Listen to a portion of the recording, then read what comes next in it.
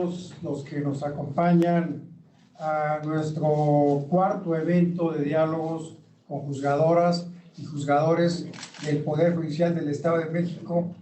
Como siempre, es un gusto de los que formamos el Poder Judicial colaborar con el Secretariado Técnico que está encargado del estudio y análisis de la reforma constitucional. Bienvenido, maestro Mauricio, Rubén y todos los que nos acompañan el día de hoy. Tenemos la asistencia de nuestro coordinador general de asesores de la presidencia del Poder Judicial, el doctor Guillermo García Cano Galindo. Bienvenido. Gracias. El día de hoy también tenemos a participantes de lujo. Nos acompaña el magistrado doctor Raúl Aarón Romero Ortega, consejero de la Judicatura. Raulito, un gusto. Magistrado doctor Luis Ávila Benítez, bienvenido. Es magistrado presidente del primer tribunal de alzada en materia penal en Tlalnepantla. Magistrado Salomé Corona Quintero, bienvenido. Es magistrado presidente de la segunda sala colegiada civil de Tlalnepantla. Y una amiga muy querida, la jueza Laura Angélica Villafaña Venegas, jueza de control y tribunal de enjuiciamiento, adscrita al tribunal de enjuiciamiento de Toluca. Gracias. Ahorita, bienvenida. Gracias. También en actividad presencial, la doctora Palmira, bienvenida, un gusto que nos acompañes. También el doctor Carlos Alberto Pérez Cuevas y el doctor Óscar Andrés Silva Macedo, integrantes del Secretariado Técnico. Veo, como siempre, con gusto la asistencia de mi buen amigo Pepe Alanís y de aquellos que alcanzo a ver. Bienvenidos todos y todas. Aprovecho la oportunidad para enviar un saludo afectuoso, cordial y de colaboración de nuestro presidente del Poder Judicial, el doctor Ricardo Sodi Cuellar, quien, además de darles la cordial y afectuosa bienvenida, pues desearles que estos trabajos sean de gran provecho para las actividades del Secretariado Técnico. Mauricio, si gustas darnos unas palabras. Muchas gracias. Es solamente para agradecerle al doctor Ricardo Sodi, presidente del Tribunal Superior de Justicia del Estado, a los magistrados, magistradas, juezas, jueces, en nombre del secretariado, particularmente al consejero Pablo Espinosa, que ha estado muy pendiente de estos trabajos. Hoy celebramos el cuarto diálogo con juzgadoras y juzgadores, que han resultado para quienes, particularmente como en mi caso, somos de distinta profesión a la de los funcionarios del Poder Judicial, ha resultado de lo más interesante y de lo más útil para la tarea que nos encomendó la 60ª legislatura del Estado. Al celebrar este cuarto diálogo, nos quedará solamente pendiente la reunión con el propio presidente del tribunal, cuando haremos un recuento de los temas que podrán formar parte de una reforma a la Constitución, al marco jurídico, que seguramente será de gran beneficio. Yo quiero hacer un reconocimiento a la gran capacidad, al talento y a la buena disposición de juzgadoras y juzgadores que han participado. Ha sido de lo más interesante y estoy seguro que para los integrantes del grupo plural que nos hace el favor de acompañar a distancia, también ha sido y será benéfico, sobre todo ahora que entremos ya en los trabajos del Parlamento abierto, en donde seguramente vamos a recibir una serie de puntos de vista, de propuestas de ciudadanos, de organizaciones civiles. Ya hay poco más de 800 inscritos y todavía esperamos que se consoliden un poco más, y será un ejercicio histórico extraordinario porque nos va a llenar de lo que es la aspiración ciudadana del Estado para una posible reforma a la Constitución, como lo decida la legislatura. Nosotros haremos la entrega de los resultados, incluyendo de los resultados de estos diálogos. Pronto haremos los diálogos con la administración pública, la participación del Poder Ejecutivo también, que está muy dispuesta. Ya ayer acordamos también con el fiscal general del Estado el tener un diálogo con los fiscales, que también va a resultar de interés por lo que hemos venido escuchando aquí, y todo ello estoy cierto que nos va a permitir actualizar toda esta legislación. Hoy día está más que probado que la conformación política, social y económica que tuvo el Estado de México cuando se concibió esta Constitución está muy rebasada. Ya el centro del poder no está exactamente como tradicionalmente era en la capital del Estado, por la presencia que hay de tanta población en el resto del Estado, la presencia de municipios con ayuntamientos, algunos de ellos con más presupuesto que muchos gobiernos de los estados, y todo ello hace una dinámica distinta a la que hemos observado, la hemos captado con precisión y espero que así la podamos referir a los legisladores en el informe que les rendiremos. Así es de que, Pablo, mi agradecimiento en lo personal por esta gran deferencia que nos han tenido ya magistradas, magistrados, juezas, jueces, al señor coordinador de asesores. Muchas gracias. Mauricio, no, al contrario, lo que manifiestas es muy cierto y también el agradecimiento es mutuo, porque algo que he aprendido y he observado en estos ejercicios es que hay una gran colaboración entre los tres poderes y otras instancias que se han ido uniendo, públicas y privadas. Hay una gran colaboración y eso demuestra un ejercicio respetuoso de querer hacer las cosas bien. Entonces estoy seguro que así será y han observado que las juezas, los jueces, las magistradas y magistrados que han participado precisamente tienen esa disponibilidad en aportar a este ejercicio parlamentario. Estimado Robert, ¿gustas dirigirnos algunas palabras antes de iniciar? Muy breve, ¿no? Agradecer al Poder Judicial del Estado el espacio y el foro y fundamentalmente escuchar las ponencias de nuestros invitados de hoy. Como muy amable.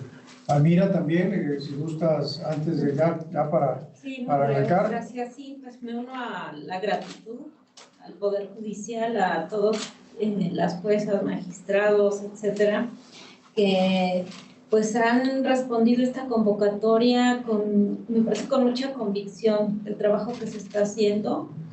He escuchado propuestas muy interesantes, muy rigurosas, ¿no?, que sin duda nos van a ayudar en los trabajos que estamos haciendo en el secretariado. Entonces, pues no tengo más que unirme a las felicitaciones, consejero, y pues es notable la voluntad del Poder Judicial para que este trabajo salga bien.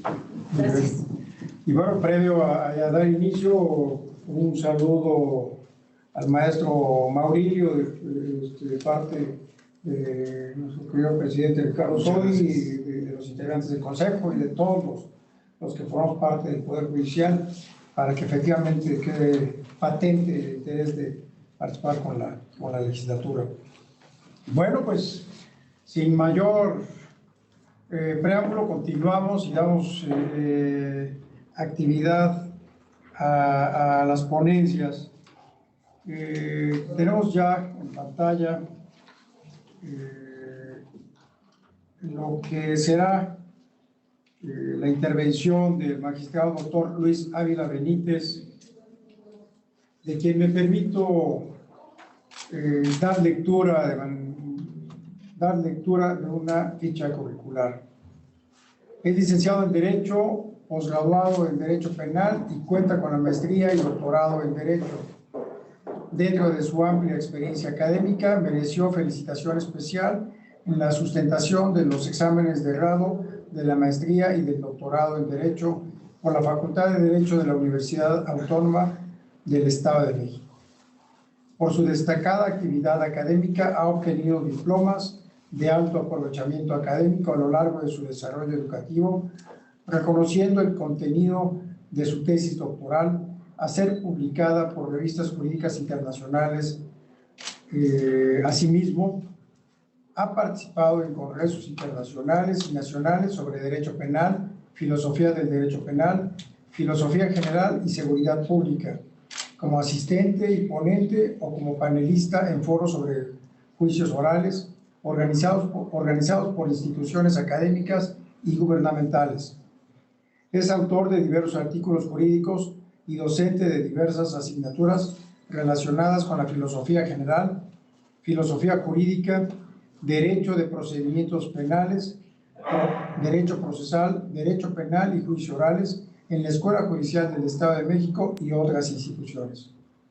A lo largo de su trayectoria institucional, inició como prestador de servicio social en los juzgados de primera instancia del Poder Judicial de nuestra entidad y por concurso de oposición en la misma institución ha sido notificador, secretario judicial, secretario proyectista, juez penal de cuantía menor en el sistema escritural, juez penal de cuantía menor oral, juez penal de primera instancia, juez de control, juez del Tribunal de Enjuiciamiento.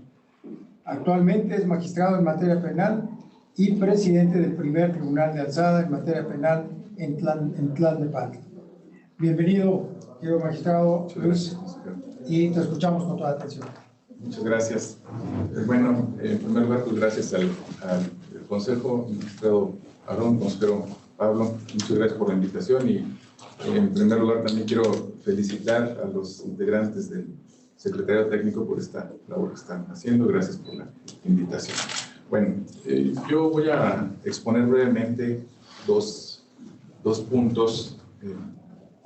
El primero de ellos es el derecho a la tranquilidad y el segundo es el de la movilidad segura. Si podemos avanzar la presentación. Me voy a ocupar del primer tema. Está relacionado con el ruido excesivo de vehículos automotores como un vulnerante del derecho a la tranquilidad. ¿Por qué considero importante este tema? De los estudios que ha habido, se ha pronunciado la Organización Mundial de la Salud en el sentido de que hay una relación directa entre el exceso de ruido y el aumento de enfermedades. Inicialmente podríamos pensar, bueno, pues, en qué nos puede afectar. Ahorita vamos a ver más adelante que sí es bastante lo que afecta. Se ha determinado por la OMS que después de la contaminación atmosférica, la acústica es la segunda causa de contaminación ambiental. ¿Cuáles son los problemas que a futuro pueden generarse? Pues tenemos los problemas auditivos, son la pérdida de audición, los pitidos, problemas psicológicos como irritabilidad, estrés, problemas de comunicación. También aquí un paréntesis, de acuerdo también a las últimas noticias médicas, que creo que pues ya muchos aquí lo saben, el estrés es un generador de bastantes enfermedades y a futuro va a generar un problema de salud pública en el Estado de México. Cada vez son más las personas que requieren o requerimos atención de tipo psicológico debido al estrés. El estrés se refleja inclusive en la productividad de las grandes empresas y evidentemente también en la función de los servidores públicos y de todas las personas. Lo hemos dejado un poquito de lado y hemos tratado de vivir como que un poco acostumbrados a este estrés, pero es una cuestión a la que desde mi punto de vista se le debe poner mucha atención. La siguiente, por favor. También genera problemas fisiológicos como aumento de frecuencia cardíaca, respiratoria y presión arterial. De igual manera, ya sabemos que esta presión arterial alta en algún momento puede dar lugar a infartos. Otros problemas relacionados con el sueño y descanso, como son el insomnio, falta de atención, somnolencia, ¿Qué produce esto? Evidentemente, pues bajo rendimiento de todas las personas durante el día. La contaminación acústica, según el tercer informe sobre ruido y salud que yo estoy tomando en cuenta para esta exposición, fue elaborado por la aseguradora DKV y GAES, que es una aseguradora española de bastante renombre. ¿Por qué tomé esta aseguradora y no algunos informes gubernamentales? Bueno, por una razón, la aseguradora es la que paga. Entonces, las aseguradoras en España tienen estudios muy serios con respecto a cuándo es que deben pagar ellos y cuándo no es su responsabilidad. De ahí que para muchos estudios, estos elementos que tienen las aseguradoras en sus estadísticas y los análisis que ellos hacen son tomados como una fuente fiable. De acuerdo entonces a este informe, tenemos que el ruido de tráfico en la ciudad aumenta, y aquí es donde quiero poner énfasis, en un 5% las probabilidades de sufrir un ingreso a urgencias. Veamos, un 5% es altísimo. Estamos hablando que de 1,000 personas pueden ser 50. En un 6.6% la mortalidad por causas cardiovasculares. Y si a esto le agregamos que también, bueno, está fuera de tema, pero también la alimentación en México sabemos que no es muy adecuada y tenemos bastantes problemas ya también de salud debido a ello. ¿Qué nos lleva a conjuntar este tipo de estrés por contaminación auditiva con las demás afectaciones cardiovasculares que ya pudiéramos tener? Y se pasó todos atrás, por favor, se adelantó un poquito. Uno antes. Gracias. Y en un 4% por causas respiratorias, porque debido al mismo estrés y por alguna cuestión psicosomática también llegan a ser afectados los pulmones. Otro rubro muy importante es la mortalidad y el bajo peso de los recién nacidos. Parece increíble, pero todo esto obedece a la contaminación auditiva. Ahora sí, la siguiente, muchas gracias. ¿En qué me enfoco yo? En el mayor generador de esta contaminación auditiva, que son los vehículos automotores. De acuerdo a este estudio que ya he referido, estos vehículos son los causantes de un 80% de la contaminación acústica. ¿La que sigue? La lámina que sigue. Ahora, en el ámbito jurídico, ¿qué tenemos? En primer lugar, ya el Tribunal Constitucional de Colombia ha tenido bastantes acciones, lo que aquí serían acciones de amparo. Ha procedido ya el Tribunal Constitucional de Colombia, ya ha protegido a diversos grupos de personas por este tipo de contaminación que, repito, la venimos haciendo a un lado. Lo más grave es que el Tribunal Europeo de Derechos Humanos ya también ha emitido varias condenas. En resumen, estas dos autoridades que yo tengo aquí a la vista reconocen al ruido. ¿Bajo qué aspecto? Como una intromisión al domicilio, en algunos casos, o bien una intromisión al espacio privado de las personas. La siguiente.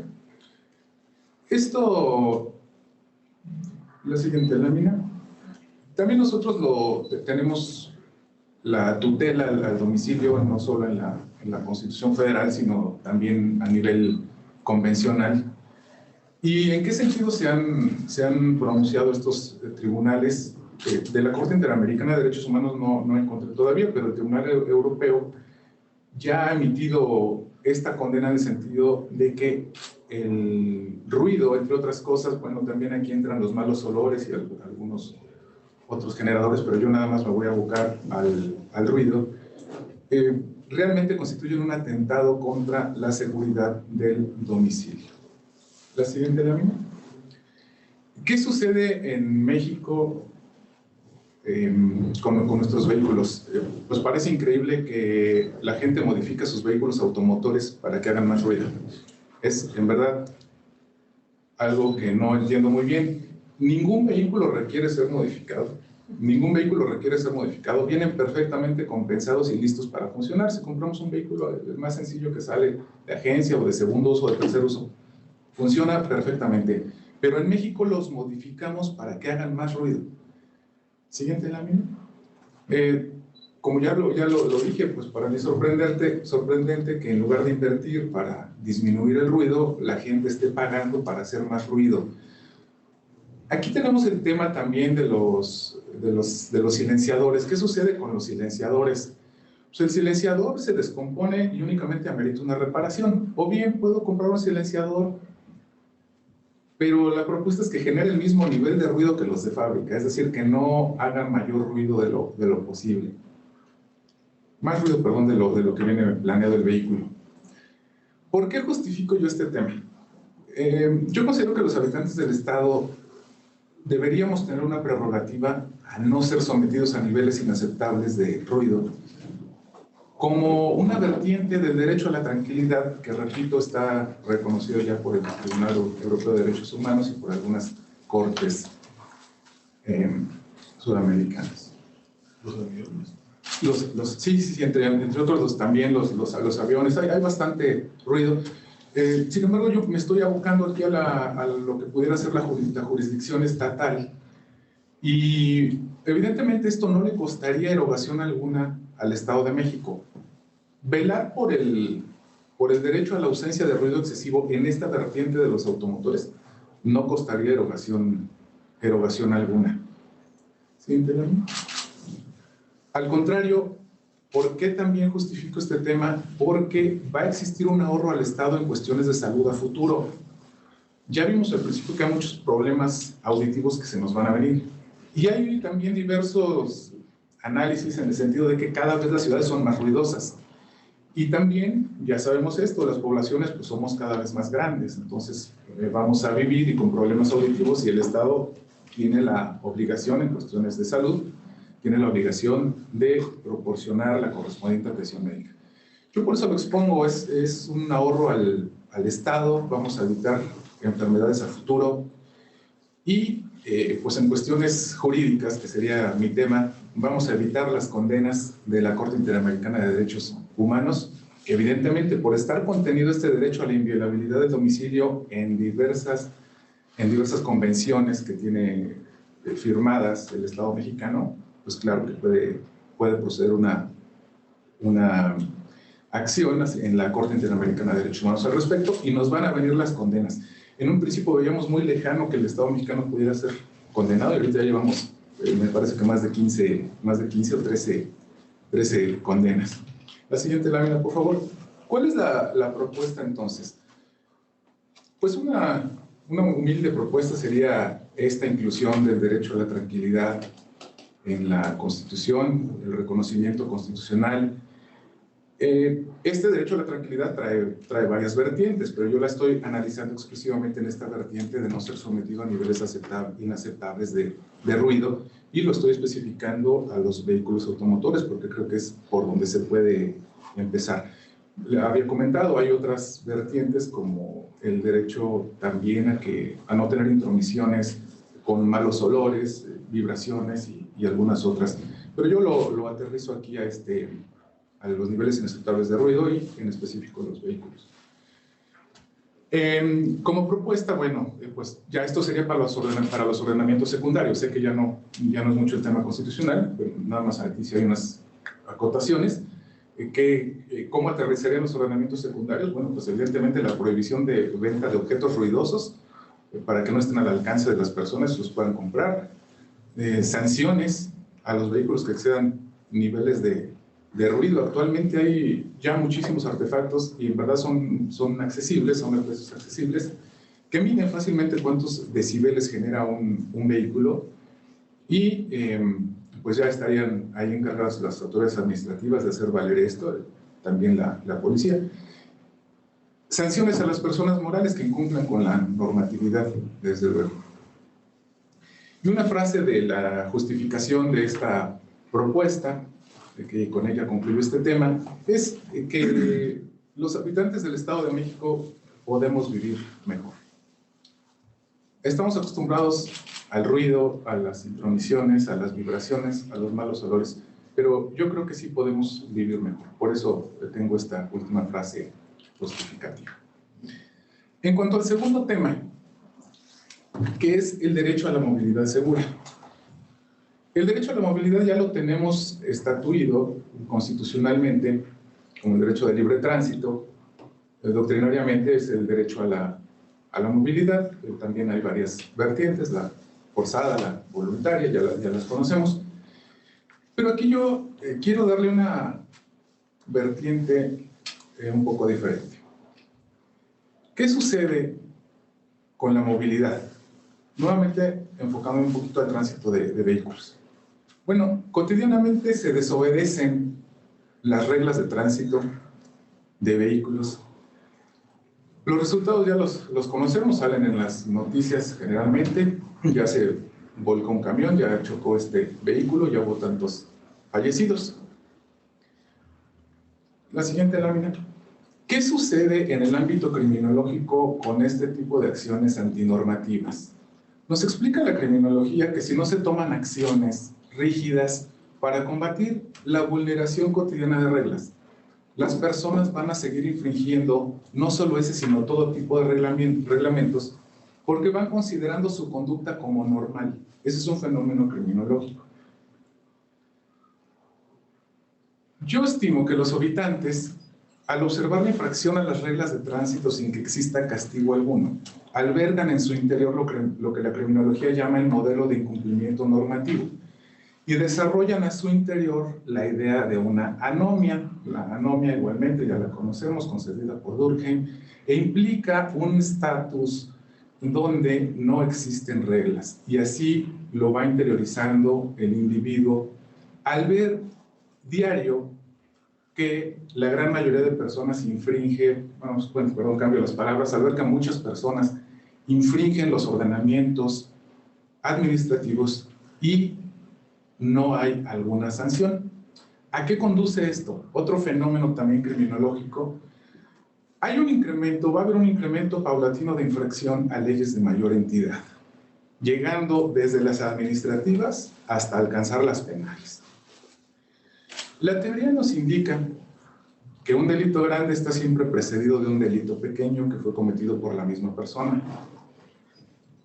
Yo agrego que el delito pequeño está siempre precedido por infracciones administrativas. Es más, en mi labor de juzgador, que he estado siempre en el ámbito penal desde hace 25 años, es cierto que las personas que llegaron al penal, al centro penitenciario, por un hecho delictuoso de robo simple, después llegan por un hecho delictuoso de robo con violencia. Y más adelante van a ascender a delitos más graves como el secuestro. Psicológicamente, entonces, ¿qué pasa? Que hace mucho daño a las personas observar diariamente tanta vulneración a los ordenamientos de tránsito sin que los infractores sean castigados.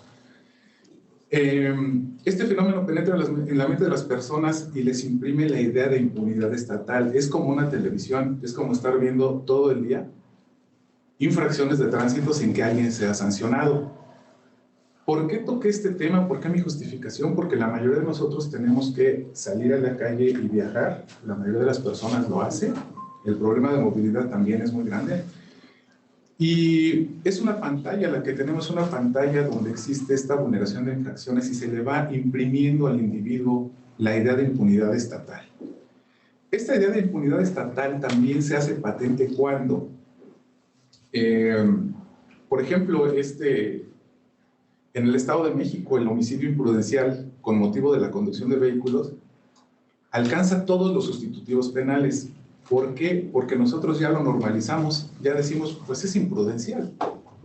Entonces, ya también nosotros normalizamos, y a fin de cuentas, conforme a la teoría de los bienes jurídicos en el ámbito penal, de todos modos es uno de los delitos más graves, aun cuando sea imprudencial, pero nosotros ya lo vimos como algo normal.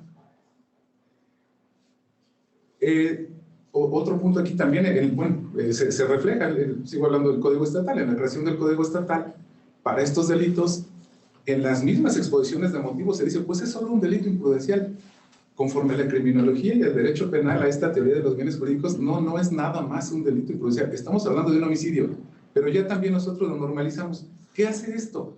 Que cuando una persona atropella a otro, lo único que, bueno, en primer lugar no va a ir a prisión porque es un delito, es un hecho de tránsito culposo, va a andar libre, su aseguradora paga los 2.190 días de UMA que corresponden a la reparación del daño, son aproximadamente 196,000 pesos. Y con eso concluye el hecho delictuoso. Si se le llega a dictar sentencia, como está pagada esa reparación del daño, paga otros 5 por 8, otros 4,500 pesos y está fuera. Esto también da una idea de impunidad estatal. Siguiente lámina, por favor. No está pasando la siguiente lámina. Ah, perdón, sí, ya se pasó. Ahí está. Ahí está. Entonces, bueno, la idea pues, es que el homicidio imprudencial a cualquiera le puede pasar, ya lo había comentado eso, la teoría de los bienes jurídicos. ¿Y cuál es mi propuesta? Es el reconocimiento constitucional del derecho a la movilidad segura, lo cual implica que los habitantes del Estado de México tendrán la garantía del respeto de estos reglamentos de tránsito. Los reglamentos de tránsito evidentemente tutelan su vida, sus bienes jurídicos, entre otros sus bienes, desde luego su integridad personal. Una más.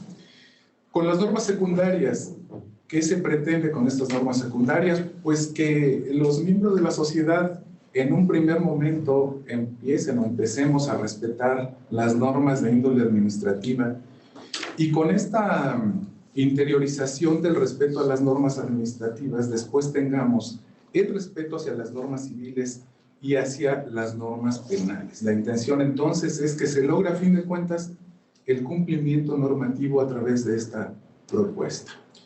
La frase de justificación que tengo para este tema es que los habitantes del Estado de México anhelamos una cultura de cumplimiento normativo. Les agradezco mucho que me hayan escuchado. Muchas gracias. Fue cuando apuntar la frase final, que me pareció muy interesante. Gracias, maestro Mi Pablo. estimado Luis. Muchas gracias. Está a su disposición la Sí, presentación. la de exposición del hecho, te secretariado. vamos a pedir que nos puedas compartir esta presentación porque en el secretariado técnico están haciendo el collage, no el collage, no, la memoria correspondiente. Pues bueno, como señalé al principio, estamos concluyendo en un evento muy interesante con la participación de excelentes compañeras y compañeros del Poder Judicial. Continuamos con la intervención de otro buen amigo, consejero y magistrado, doctor Raúl Aarón Romero Ortega, de quien ya se está preparando también su presentación. Ros, me avisas, ya están listas. Y bueno, pues en la reunión que aún está pendiente del presidente del tribunal es precisamente darle forma a las distintas propuestas que se han hecho a través de estos diálogos y seguramente vamos a tener un resultado muy interesante. Ya los compañeros y las compañeras que nos escuchan a distancia seguramente también estarán de acuerdo conmigo en la importancia de estos temas. ¿Listos?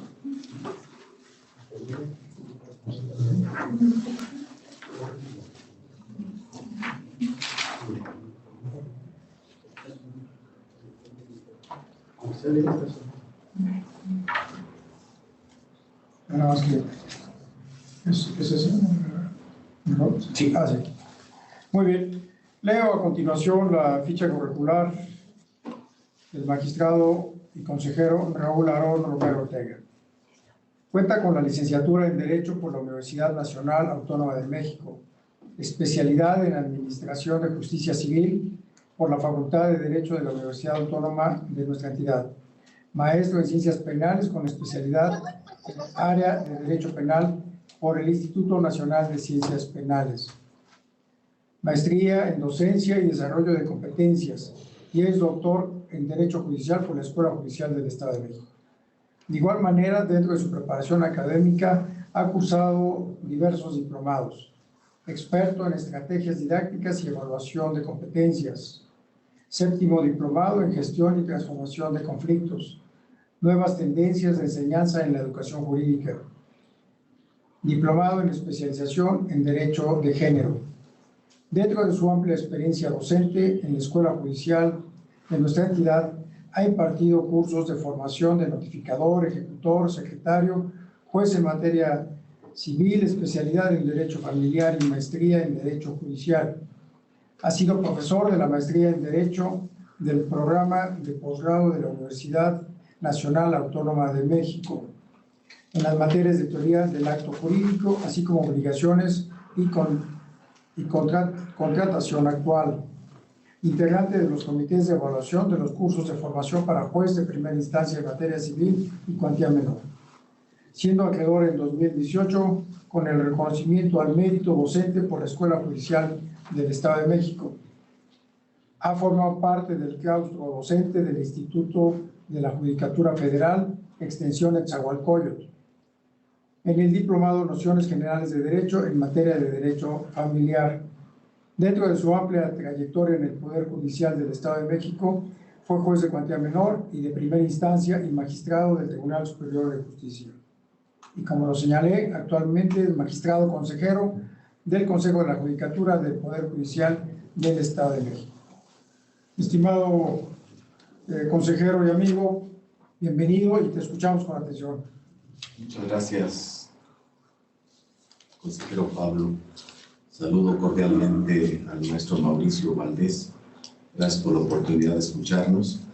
A Rubén Islas también, gracias. Y desde luego a la maestra Palmira por estar con nosotros. A mis compañeros magistrados, al doctor Guillermo, gracias por escucharnos, estar presente. Señoría, bienvenida. Me voy a permitir recurrir a una estrategia didáctica que expone en esta cuestión de competencias por el doctor Sergio Tobón para explicar la función consultiva y de ahí hacer la propuesta correspondiente en esta reforma constitucional. Si le pasamos en la primera, la letra es pequeña, pero la voy a ir desarrollando. Al centro tenemos el título del tema, que es la función consultiva, y de ahí se desarrolla este tema en 8 ejes. El primer eje es la noción, es decir, en qué consiste la función consultiva. Después viene la ejemplificación, expondré un ejemplo de la función consultiva. Vendría enseguida la categorización, es decir, a qué concepto superior pertenece la función consultiva. Enseguida viene la caracterización, que serían ver los elementos de esta función consultiva. Enseguida la diferenciación, es decir, con qué otra figura se parece pero es distinta, y ahí está la función contenciosa. Y después vendría la subdivisión, cuántos tipos de función consultiva tenemos, y enseguida la metodología, que es la parte importante, sin demeritar los demás ejes, pero ver cómo vamos a aplicar este concepto de la función consultiva. En la noción, y los que estamos aquí, o quienes estamos más vinculados en la función jurisdiccional, tenemos presente que esta función consultiva corresponde, entre otras cortes, a la Corte Interamericana de Derechos Humanos. Esta facultad tiene que ver con la interpretación de distintos convenios internacionales, entre ellos la Convención Americana de Derechos Humanos, las disposiciones de tratados internacionales que tengan en su contenido referencias a la protección de los derechos humanos, y también se encarga de la compatibilidad del derecho interno de un Estado americano con alguno de los anteriores instrumentos internacionales. La ejemplificación que me permito exponerles es, a la fecha, salvo que exista otro dato, la Corte Interamericana ha emitido 21 opiniones consultivas, entre otras, una que aplicamos mucho los jueces y magistrados familiares, es la opinión consultiva 17-2002.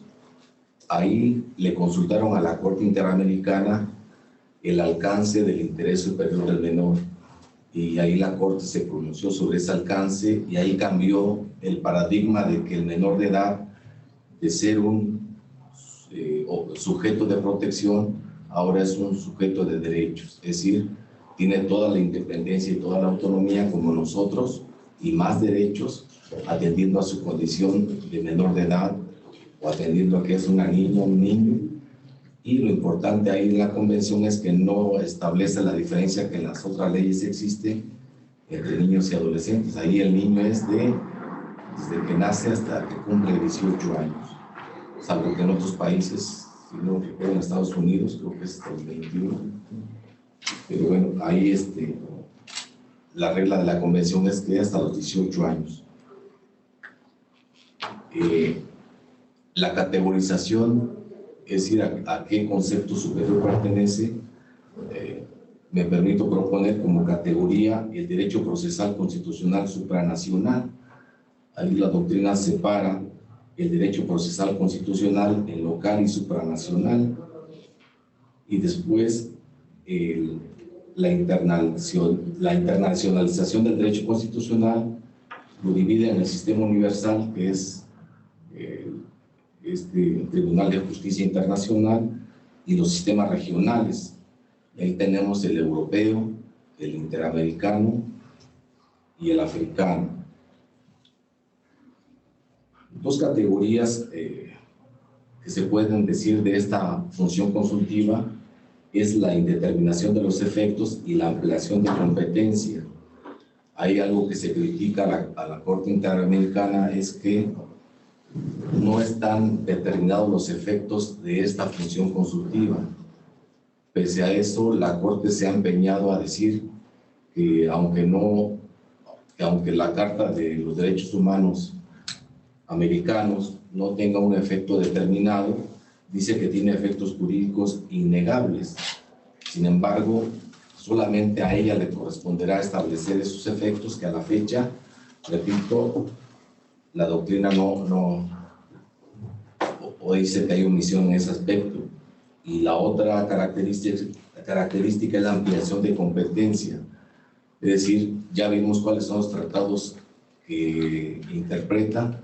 Sin embargo, si revisamos las 21 opiniones consultivas, la Corte rebasa esos tratados, y ese es el problema de que no se establezca una competencia determinada. Hay una diferencia que encontramos, ya lo decía hace un momento, es que además de la función consultiva, en primer término hay una función contenciosa. Y bueno, todos sabemos de todos los casos en donde la Corte Interamericana ha intervenido, entre ellos, por ejemplo, el caso algodonero, el caso de Juárez, el último caso de Aten, bueno, de los últimos de Aten. Y la diferencia es que allá, en esos casos, la Corte aplica las convenciones y establece responsabilidad de los estados, como ya lo señalaba el doctor Luis, que me antecedió. En cambio, la opinión consultiva no tiene ese alcance, únicamente interpreta y establece los alcances de esos convenios, a diferencia de la contenciosa.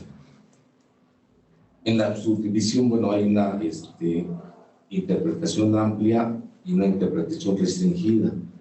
Y si me permiten pasar a la vinculación para no cansarlos, aquí estamos vinculando esta función consultiva con el control de convencionalidad. Hay una opinión consultiva, la 21, que se trata de la infancia migrante. En esta opinión, la Corte Interamericana establece que los estados deben realizar ese control de convencionalidad, y lo sabemos que es un control difuso, porque la Corte tiene el control concentrado. Y bueno, ya sabemos los pasos. Si no es posible resolver con una interpretación amplia o restringida, vendrían la inaplicación. Y la metodología, aquí es la parte que me interesa enfatizar, y de ahí el tema que propongo. La justificación, ¿cuál es?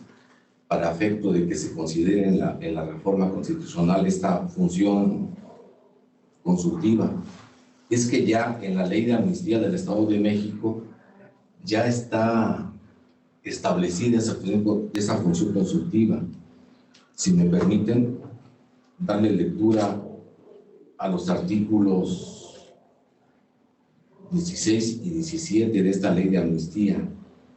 Dice el 16, la 60ª legislatura del Estado de México, con base en su normatividad, integrará una comisión especial con el fin de dar seguimiento al ordenado en esta ley, así como para conocer de aquellos casos que por su relevancia son puestos a su consideración por medio de las personas a que se refiere el artículo 7 de esta ley y organismos defensores de derechos humanos, por encuadrar en supuestos de violación de derechos o fallas en la aplicación de alguno de los principios penales del sistema acusatorio o la plena presunción de fabricación de delitos. Artículo 17. La comisión, al conocer de la solicitud a que se refiere el artículo anterior, solicitará la opinión consultiva de la Comisión de Derechos Humanos del Estado de México, de la Fiscalía General de Justicia del Estado de México, del Poder Judicial del Estado de México y del Ejecutivo Estatal a través de la Secretaría de Justicia y Derechos Humanos, así como de organizaciones de la sociedad civil debidamente registradas, cuyo objeto sea la protección y defensa de derechos humanos, quienes deberán emitir opinión en un plazo razonable. Esta facultad que está concediéndose a los distintos organismos gubernamentales no se encuentra en la Constitución actualmente. De ahí la petición o de ahí la propuesta para que se incorpore en este ordenamiento constitucional estatal esta función consultiva. Muchas gracias por su atención. Muy bien, muchas gracias. Excelente propuesta también que nos hace el consejero Raúl Arón. Efectivamente, a través de la Corte Interamericana existe esta posibilidad de la opinión consultiva. Recuerdo alguna actividad académica respecto del cambio de nombre de las personas, la posibilidad de ejercer derechos patrimoniales en parejas del mismo sexo. Y en fin, algunas figuras que no estaban debidamente analizadas por nuestro marco normativo nacional eran analizados e interpretados a la luz de estas opiniones consultivas. Entonces, realmente es muy interesante. Gracias por esa aportación, consejero. Bueno, a continuación, escucharemos la intervención del magistrado Salomé Corona Quintero, de quien leo sus datos curriculares. Estudió la licenciatura y maestría en Derecho en la Universidad Nacional Autónoma de México. Inició en el ejercicio de la práctica profesional como abogado postulante. A lo largo de su desarrollo profesional e institucional dentro del Poder Judicial del Estado de México, se ha desempeñado en diversas categorías de la carrera judicial, previo a haber aprobado los cursos y concursos respectivos de oposición. Fue notificador judicial, secretario proyectista, juez de cuantía menor y juez de primera instancia, cargos que ha ejercido en adscripciones de las regiones judiciales de Tlalnepantla, Ecatepec y Texcoco. Actualmente es magistrado presidente de la Segunda Sala Civil de Tlalnepantla del Poder Judicial de nuestra entidad. Magistrado Salomé, bienvenido y te escuchamos con atención. Muchas gracias. Buenos días nuevamente a todos.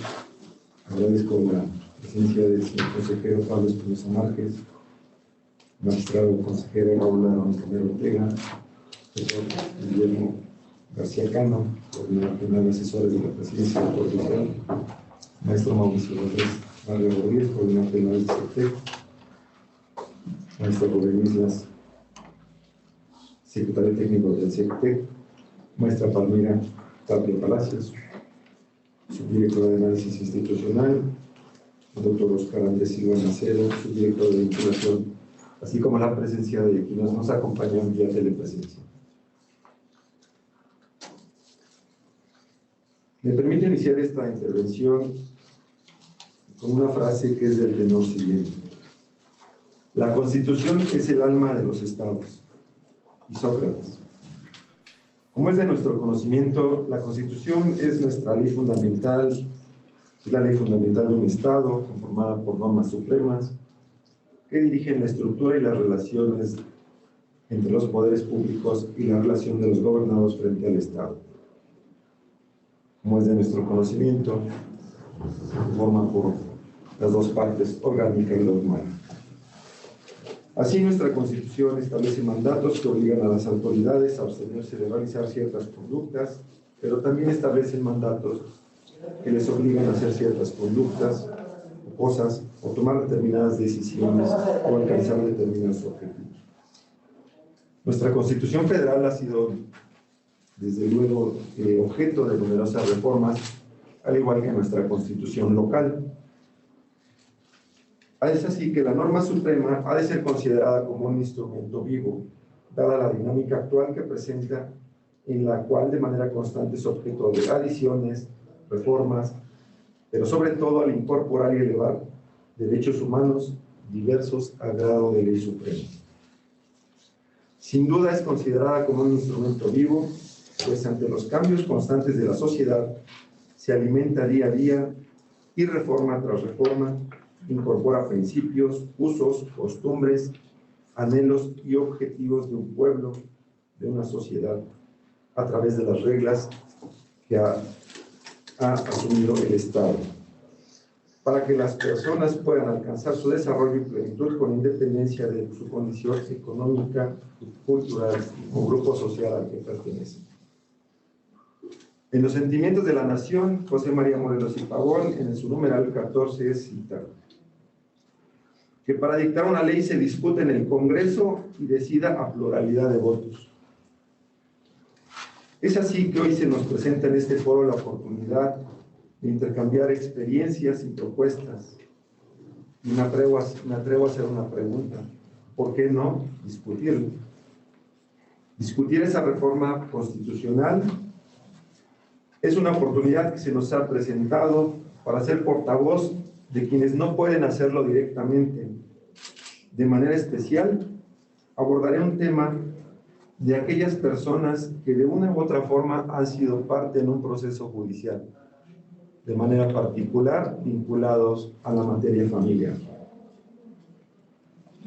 Quienes hemos desempeñado o nos desempeñamos en la función jurisdiccional, hemos escuchado voces, sugerencias, incluso a veces reclamos de los justiciables, quienes considerando en ocasiones violados sus derechos humanos, claman su respeto y restitución respectiva. La reforma del año 2011, como sabemos, a sus artículos 1 y 133 constitucional, conforma un cambio trascendental, pues estableció la transformación a la manera de interpretar las normas relativas a los derechos humanos para que sean interpretadas de conformidad con la Constitución y con los tratados internacionales de la materia, favoreciendo en todo tiempo a las personas la protección más amplia y permitiendo a los juzgadores realizar un control difuso de constitucionalidad y convencionalidad, como ya anticipaba el magistrado Raúl Romero Ortega. Dentro de esos derechos que actualmente están incorporados también a manera de principio en la Constitución Federal, encontramos el principio de igualdad del varón y la mujer ante la ley. Asimismo, se prevé que la ley protegerá la organización y el desarrollo de la familia. Me permito citar la parte relativa del artículo 4 constitucional.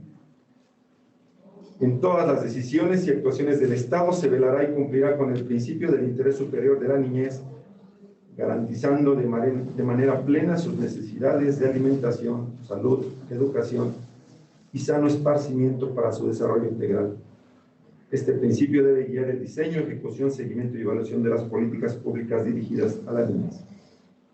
Adicionalmente, se prevé la obligación de los ascendientes, tutores y custodios de exigir ese cumplimiento de derechos y principios. Pero también se establece la obligación del Estado de otorgar facilidades a los particulares para que coadyuven al cumplimiento de los derechos de la niñez. Dadas las citas que realicé y referencias del marco normativo constitucional a nivel federal, estimo que debe elevarse a rango constitucional y atendiendo precisamente al principio del interés superior del menor, el derecho de los menores para convivir con sus progenitores y su familia ante una eventual separación y por ende mantener sus lazos y vínculos familiares. Si el interés superior del menor debe ser garantizado por el Estado, no solamente a través de los ordenamientos legales, sino a través de instrumentos, mecanismos, pero también facilitando los espacios físicos, recursos materiales, recursos económicos, desde luego, y personal capacitado para ello. Es de manera primordial y de vital importancia preservar y garantizar el derecho de visita y convivencia de los menores con sus progenitores y su familia.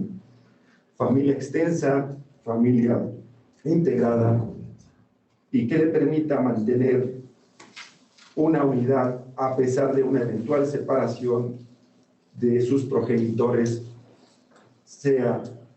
haya sido procreado o no dentro de un matrimonio.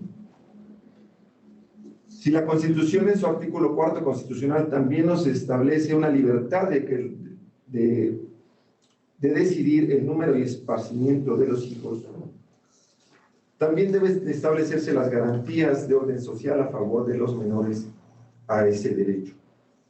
¿Para qué?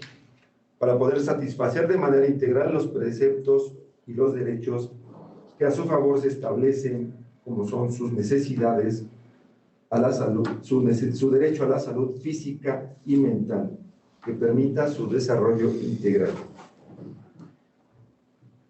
Si bien en el ejercicio de la patria potestad, los progenitores han de decidir lo que consideran mejor para el desarrollo de los menores, lo cierto es que nos encontramos que ante una eventual separación de los padres o un eventual divorcio de existir un vínculo matrimonial, advertimos un quebrantamiento de las relaciones afectivas del menor con su familia extensa.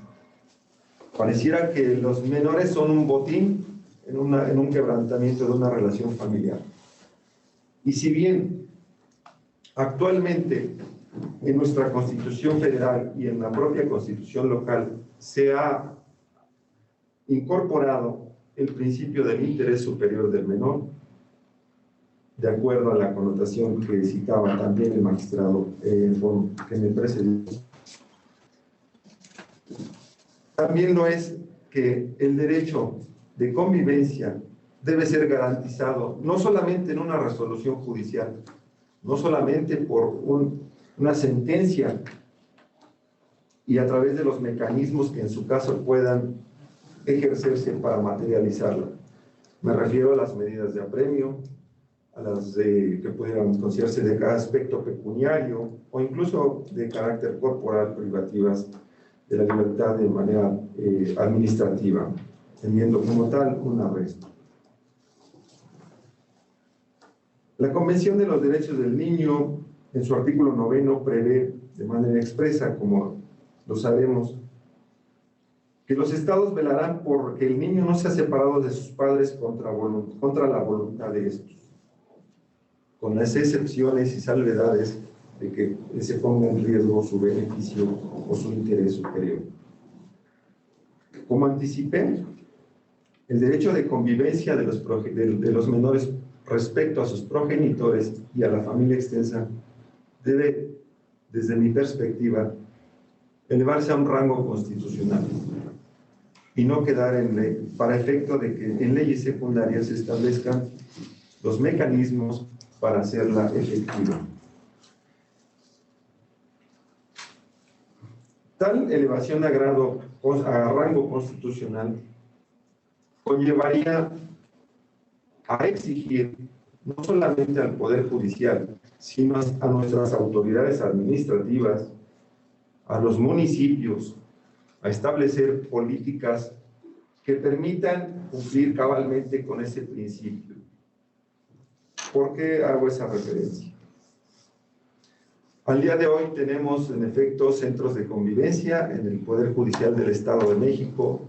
Se ha trabajado arduamente para su ampliación y proporcionar personal calificado, llámese trabajadores sociales, expertos en psicología,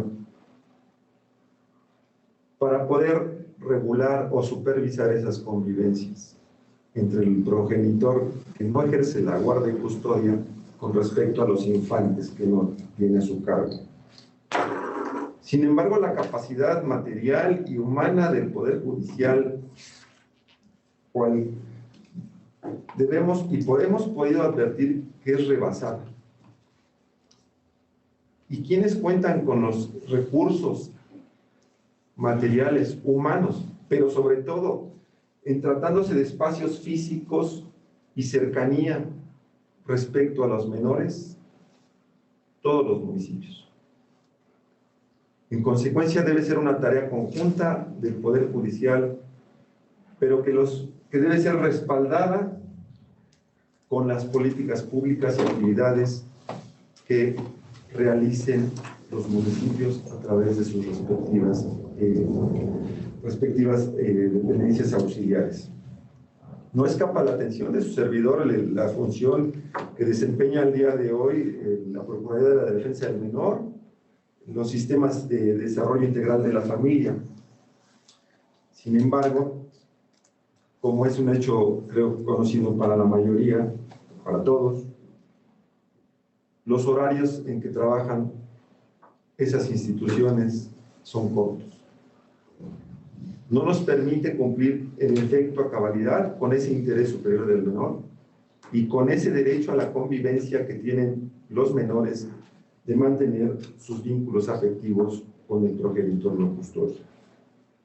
Por otra parte, la limitación que tenemos actualmente respecto a espacios materiales y personal no nos permite percatarnos de una manera real de la forma en que se desarrollan esas convivencias, tratándose sea de manera provisional o de una ejecución de sentencia, de un régimen que haya sido decretado en forma definitiva. ¿Por qué lo indico? Nuestros centros de convivencia están integrados, como indiqué, por un trabajador social o dos, un psicólogo o dos, para atender una problemática de 50 menores, 60 menores. Considero y reitero que, por ende, ese derecho del menor debe ser incorporado a rango constitucional para que todas las autoridades, manteniendo la responsabilidad también que le corresponde al Poder Judicial desde esta perspectiva, se ejerza de manera conjunta o se asuma de manera conjunta en la medida de sus respectivas atribuciones. ¿Qué nos permitiría elevar ese derecho a rango constitucional? Permitir en efecto una convivencia provisional, inmediata, que no se retarde, porque al darse una separación y acudir a un órgano jurisdiccional, nos vemos limitados a las cargas laborales que presenta un centro de convivencia. Al ampliarse los espacios y el personal destinado para ello, evitaremos lo que se ha denominado, sin ser reconocido aún, un síndrome de alienación.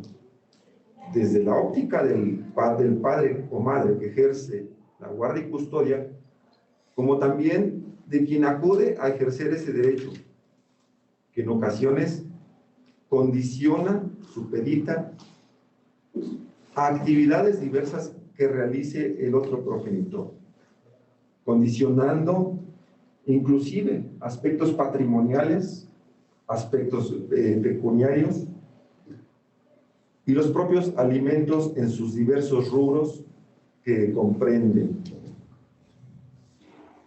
Considerando una eventual proporción, que se proporcione de manera eventual mayor personal, mayores recursos y, ¿por qué no?, una partida presupuestal específica de los municipios para atender ese rubro. No solamente se atenderá un tema en particular de un infante, se recuperará y se mantendrán los vínculos familiares, reitero, con la familia extensa, lo que al día de hoy vemos quebrantado. Me atrevo a pensar que cualquiera de los presentes conocemos a un amigo, algún conocido, algún familiar que se ha visto impedido de ejercer ese derecho de visita con respecto a su menor, o a la inversa, que aún permitiéndose que lo ejerza, condiciona y supedita, como indiqué, aspectos patrimoniales o de otra naturaleza a quien tiene la guardia y custodia. Sin entrar en estigmatismos o estereotipos, porque sabemos que en nuestra sociedad la mayoría de las mujeres es quien ejerce la guardia y custodia ante una eventual separación, no por regla, no porque sea una regla, sino porque lo podemos advertir estadísticamente, que es quien se queda con la guardia y custodia, con las, reitero, no porque sea una regla escrita, sino atendiendo al interés superior del menor y que ha sido debidamente establecido en una resolución judicial. Las mujeres también han sido objeto de violencia física, económica, pecuniaria, pero de manera especial psicológica. Al pretender un padre no custodio, me atrevo ahorita a ejemplificar el rubro del varón respecto a la mujer, al pretender ejercer un régimen de visitas, lacera los derechos de la mujer, lacera los derechos del infante al condicionar el ejercicio de ese derecho. Ciertamente tenemos diversos preceptos y normatividad ya que prevén la violencia hacia la mujer, como son la Convención Belén do Pará, Comisión Interamericana para prevenir, sancionar y erradicar la violencia de la mujer, la Ley de Acceso de la Mujer a una Libre de Violencia en el Estado de México, y también tenemos abordados los derechos de los infantes, como indiqué en la Convención de los Derechos del Niño y la Ley de los Derechos Niñas, Niños y Adolescentes del Estado de México. Sin embargo, todas las normas secundarias pretenden, en efecto, ceñirse al interés superior del menor. Pero el Estado, desde mi perspectiva, debe asumir la obligación de que se respete el derecho de los infantes de mantener sus vínculos familiares y su convivencia con sus progenitores. Ello nos permitirá mantener, como se ha dicho y se ha sostenido, que la familia es la base estructural de una sociedad, es la base estructural de un Estado. Si salvamos y preveemos que esa convivencia con los menores sea real y efectiva y que esa responsabilidad recaiga en todas las instituciones y de manera particular, reitero, en cada uno de nuestros municipios, podemos rescatar muchos menores y muchas familias. Se agradezco. Muchas gracias. Gracias, doctor Salomé. De suma importancia para la trascendencia de nuestro Estado, no solamente contemplar o considerar en este estudio de análisis los derechos de niñas, niños y adolescentes, sino también ejecutarlos de manera puntual y efectiva para que las familias mexiquenses vivan en armonía, en paz y seguramente logrando el alcance de sus metas individuales y personales.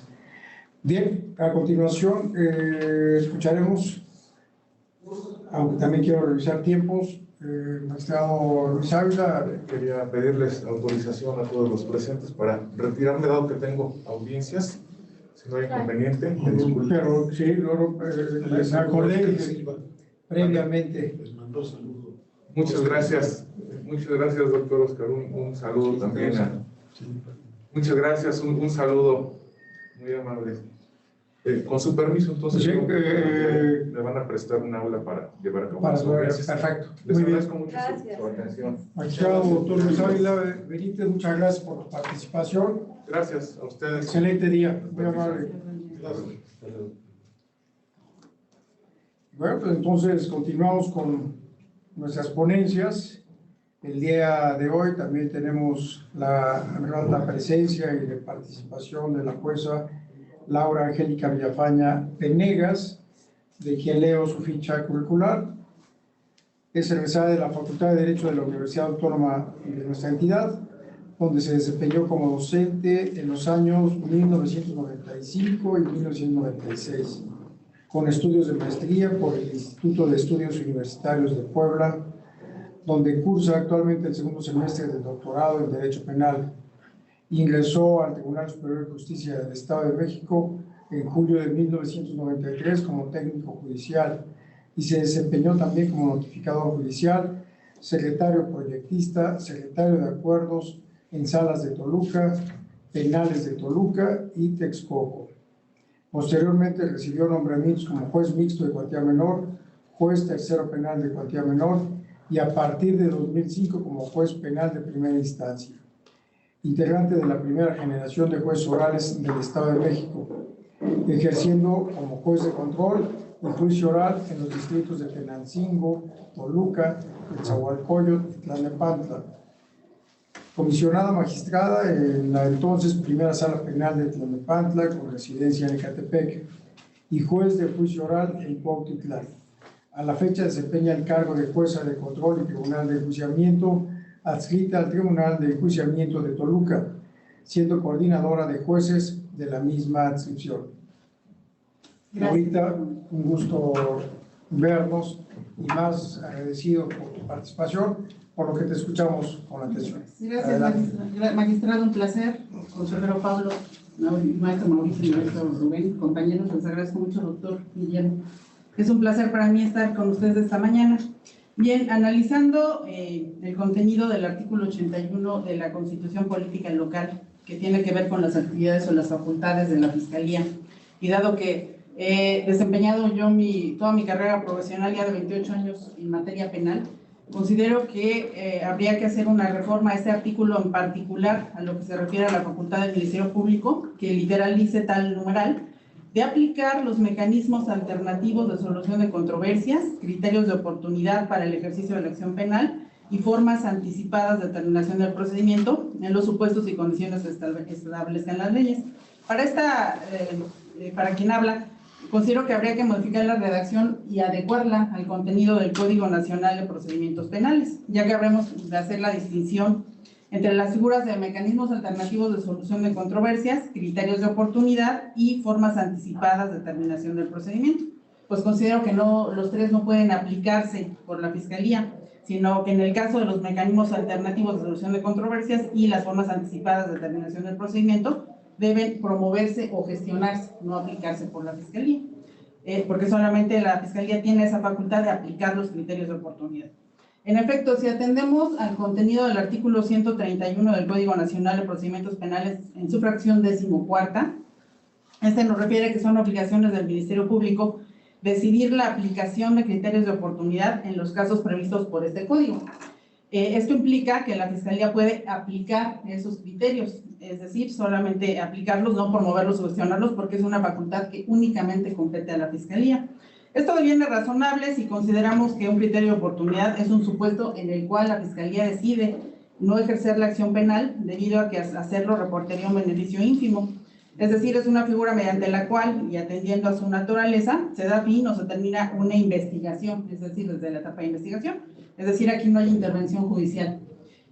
porque ya iniciada la investigación, el fiscal puede abstenerse de ejercer la acción penal siempre que se hayan reparado o garantizado los daños a la víctima u ofendido, lo cual, como se ve, significa que únicamente la Fiscalía puede hacer esa aplicación sin intervención judicial de los criterios de oportunidad. Esto es de acuerdo a las 6 fracciones que describe el artículo 256 del Código Nacional de Procedimientos Penales, por lo que yo considero que es una facultad potestativa y reservada a la Fiscalía, lo atinente a los criterios de oportunidad.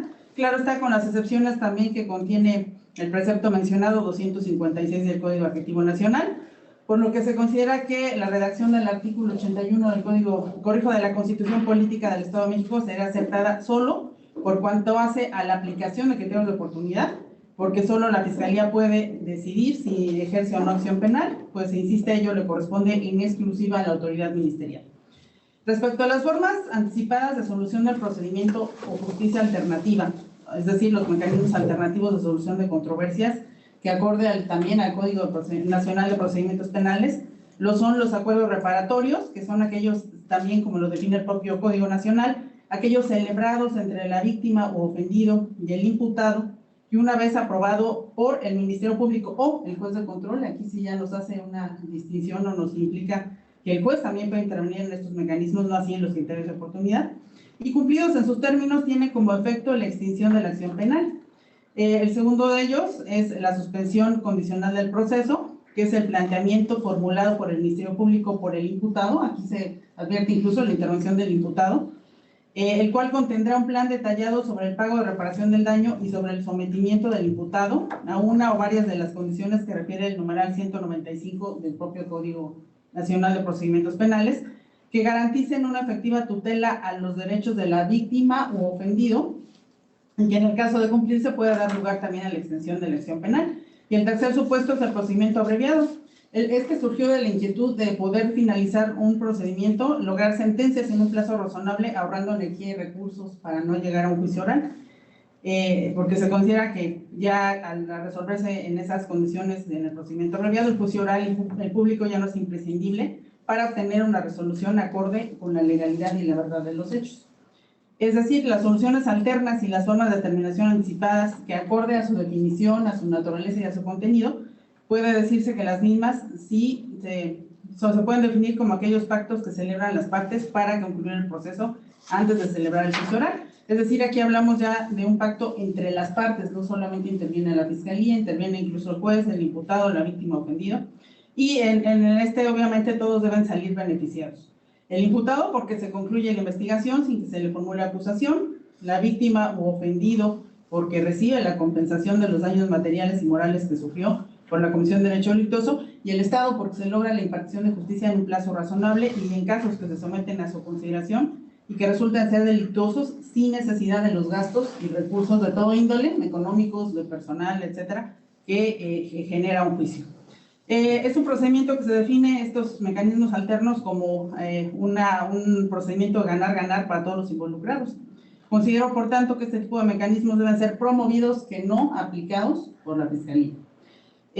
Máxime que de sus propias definiciones se advierte que los acuerdos reparatorios pueden solicitarlos el imputado, la suspensión del condicional proceso, tanto el Ministerio Público como el propio imputado, el procedimiento abreviado la Fiscalía. Es decir, que no es solo facultad de esta última el poderlo solicitar y gestionar, y mucho menos está en sus manos su trámite y resolución, porque no depende de su opinión el que proceda o no un mecanismo, como sí depende de aquellos casos en que los criterios de oportunidad que únicamente él puede tramitar y otorgar.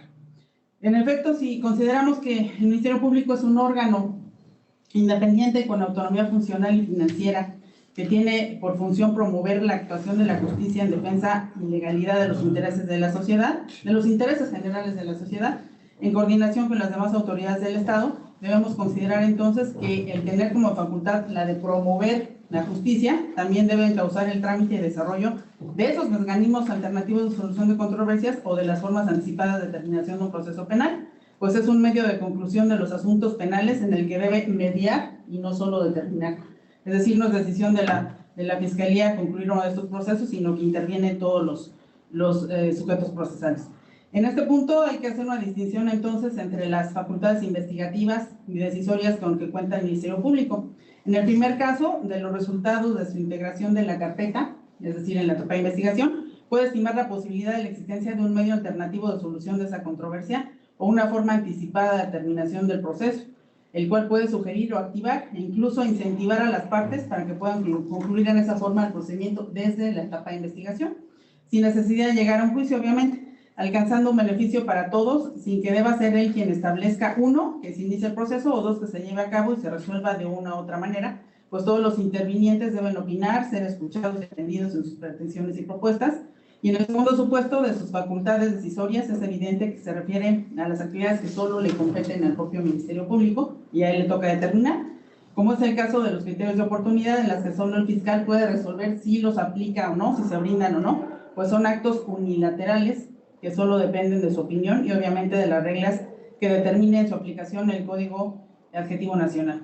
En esa virtud es que esta resolutora, haciendo una distinción entre las figuras legales a que alude el numeral 81, último párrafo de la Constitución Política Local, es evidente que el término aplicar, que se contiene en el mismo cuando dice que el Ministerio Público puede aplicar los mecanismos alternativos de solución de controversias, criterios de oportunidad para el ejercicio de la acción penal y formas anticipadas de terminación del procedimiento, en los supuestos y condiciones que establezcan las leyes, debe mantenerse ese término aplicar solo por cuanto a los criterios de oportunidad para el ejercicio de la acción penal y modificarse por el verbo promover o gestionar o generar, por lo que hace a los mecanismos alternativos de solución de controversias y a las formas anticipadas de terminación del procedimiento, ya que, como lo he referido, estos no dependen de la sola voluntad o intención del Ministerio Público para su gesta, sino que él está en posibilidad de iniciarlos, pero no de resolverlos de manera unilateral, lo que sí puede hacer en tratándose de un criterio de oportunidad, que a él le toca de manera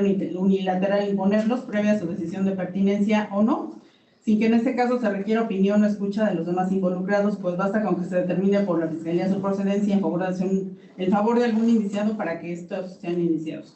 Es así como mi propuesta es que tal artículo se establezca que es una facultad del Ministerio Público la de poder aplicar los criterios de oportunidad para el ejercicio de la acción penal y promover y o gestionar los mecanismos alternativos de solución de controversias, criterios de oportunidad y formas, los mecanismos alternativos de solución de controversias y formas anticipadas de determinación del procedimiento en los supuestos y condiciones que establezcan las leyes. Esa es mi propuesta, les agradezco mucho. Muchas gracias, Laurita. Y bueno, pues, es el momento también de que el secretario técnico seguramente va a advertir que después de años de no tener un estudio y análisis total para reformar la Constitución, pues ha habido reformas aisladas, partes, como se dice, como se conoce, y eso a la larga ha generado contradicciones. Esta es una propuesta muy interesante para adecuar y dejar que nuestra Constitución política local esté con otros marcos y normas federales, generales o nacionales. Bien, por cuestiones de agenda, tanto de los ponentes como de un servidor, les pediremos que aquellos que tengan alguna pregunta puedan enviarla vía correo y también mediante esa vía se pueda contestar, pidiéndole a los ponentes que en caso de que exista alguna dirigida de manera individual, podamos formulárselas y nos envíen la respuesta. Esta respuesta se les hará llegar, pero la pregunta envíenla por favor al correo del maestro Mauricio Valdés, precisamente a la siguiente dirección: mauricio.valdés@cddiputados.gov.mx. Repito, mauricio.valdés@cddiputados.gov.mx. Y previo a la terminación de este evento, de manera personal, y a nombre de nuestro querido presidente, el doctor Ricardo Osorio Cuellar, agradezco la participación de cada uno de los ponentes, el consejero magistrado don Raúl Aarón Romero Ortega, del magistrado doctor Luis Ávila Benítez, del magistrado Salomé Corona Quintero y de la jueza Laura Angélica Villafaña Venegas. Asimismo, agradecer la presencia y participación de los compañeros que integran el secretariado técnico, por supuesto, de nuestro querido amigo Mauricio Valdés Rodríguez, de Rubén Islas, de la maestra Palmira Tapia, que siempre es un gusto verla, del doctor Carlos Pérez Cuevas, que está siempre a distancia, y el doctor Óscar Andrés Silva Macedo.